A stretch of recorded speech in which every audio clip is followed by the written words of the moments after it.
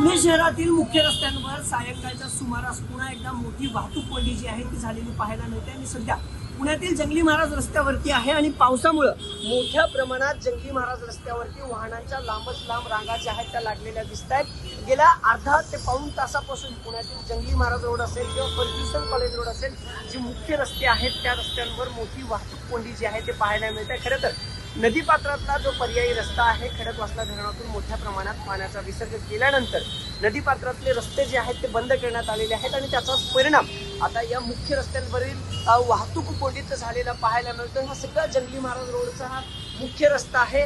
Office सुटायची ही सगळी वेळ आहे आणि या मुख्य रस्त्यांवर मोठी वाहतूक कोंडी झालेली पाहायला मिळते।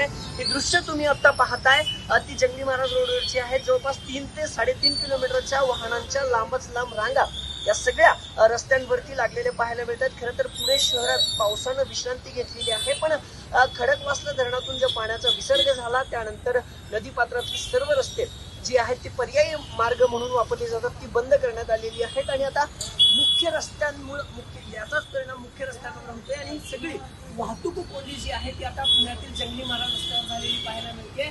आणि आता आज आणि उद्या पूर्णपणे जे आहे तो पुण्यातला हा जो पर्यायी रस्ता आहे नदीपात्रात तो बंद असणार आहे। त्याचाच परिणाम आता या पुणे शहरातील वाहतूक कोंडीवरती होतोय आणि जंगली महाराज रस्त्यावर पुन्हा एकदा मोठी वाहतूक कोंडी झालेली पाहायला मिळते। कॅमेरापासून तुषार नानावरेसह अभिजित पोते, TV9 मराठी, पुणे।